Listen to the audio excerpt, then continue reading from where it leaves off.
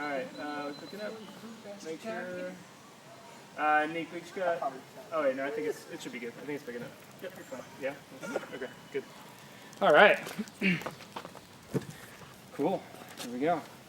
All right. So remember, look at me and repeat questions before you respond. All right. So, what is your name? My name is Dominic Conti.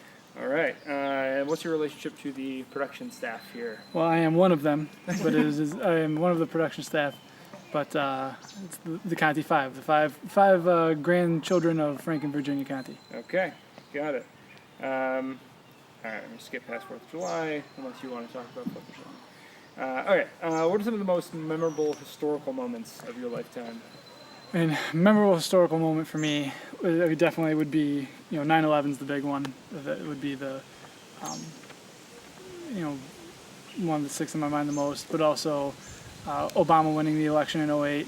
I was in Ann Arbor for that time, of obviously a very, very liberal city, and it was a big party that night. So those are two, big historical moments that stick out in my mind. Okay. And to you, what are some of the most impressive all-time athletic achievements or physical feats? Some all-time athletic achievements would be, I don't care if he was juicing or not, but Lance Armstrong winning 6 Tour de France's, sub 2-hour marathon, Billie Jean King winning Battle of the Sexes, Usain Bolt's records. It would be, some of those. Okay. And what's the first thing that comes to mind when you think of croquet? First thing that comes to mind when I think of croquet would certainly be a match between my two brothers that did not end as well as anybody would have hoped to. All right. So describe that event that you're talking about. So it was, at a family party. Armin and Gino were playing croquet, and at the end of the game, Gino ended up winning, and Armin was then, he's better now, but was very much a sore loser then, and he just wasn't happy that Gino had won. Picked up a croquet ball and just chucked it at Gino, and I don't know why Gino was walking away, because he would have been walking towards the back of the yard away from everybody, but he must have been pimping the home run or something, but Armin hit him square in the back, and just Gino went down, and then as soon as it hit Gino, I heard the scooch of the chair on the very distinctive noise, plastic on wood deck, and I saw Dad just whipping by me. I was standing right next to Fiore. We were looking right to left for Dad coming through, and I just saw him screeching by, and I don't know what he did when he got to Armin. I can't remember that, but it was he was scooting. All right.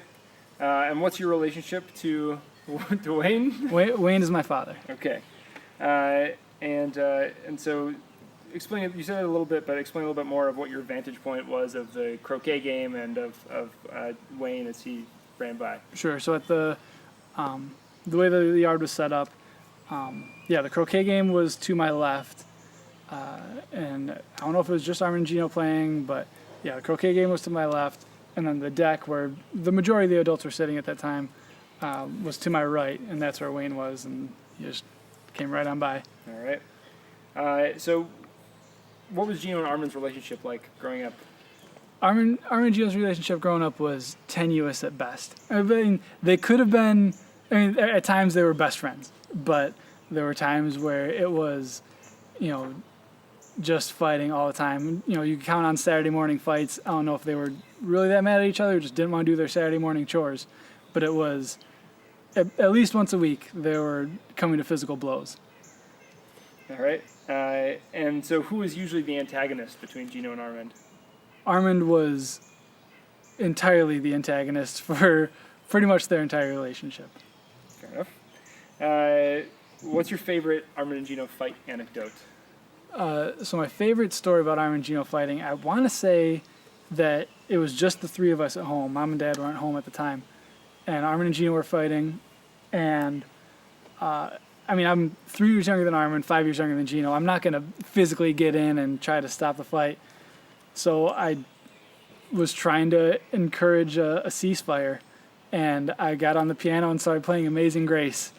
And it was not terribly effective, I don't think. Actually, it got them mad at me, and I don't think I saw any physical repercussions, but they were not thrilled that was my attempt.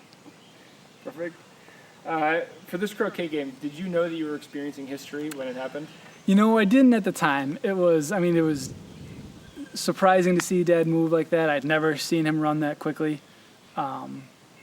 Especially knowing knowing his athletic history.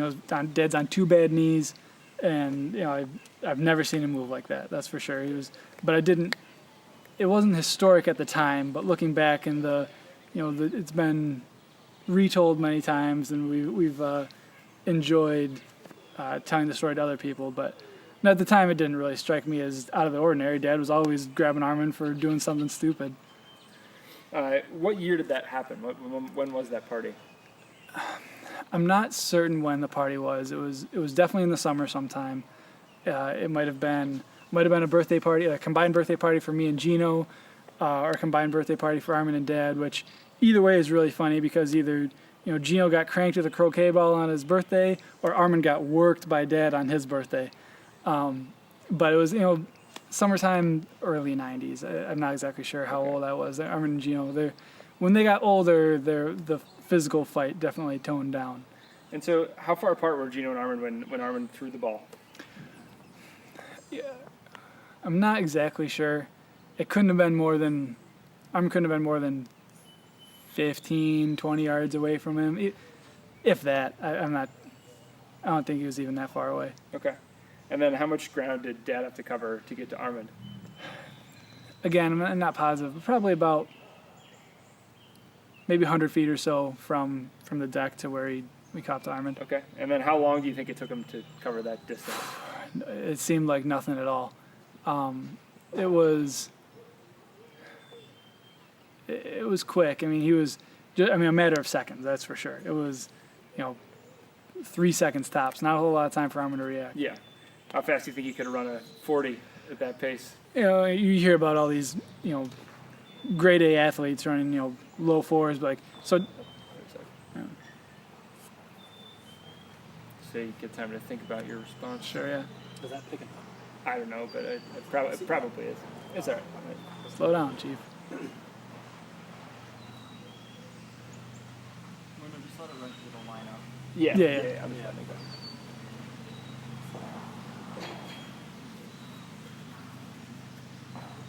I'll start from It's the like top. Gino speed.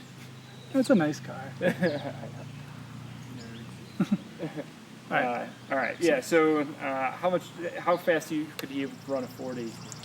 You hear all these, prime athletes running, low 440s, but so it doesn't sound like that great when you're comparing it. But like, I think you're in a sub 540. It was without a doubt. All right. Any final thoughts you want to share? You gonna ask me about the predator Oh prey? shoot! Sorry. Yeah. If you had to compare them to a predator and prey, what would you say it was? I mean, Dad was like a hungry lioness on the hunt, and Armin was like a drunk penguin. He didn't even belong in there. It was he was so outmatched.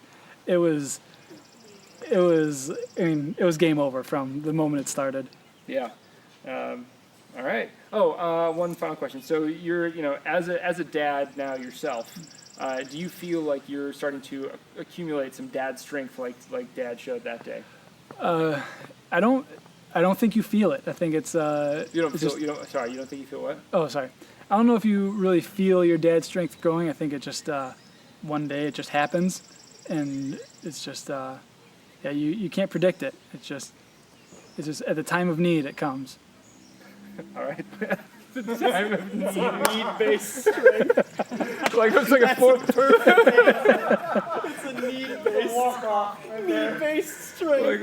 like a force of nature. All right, you can hit the record button. The red one.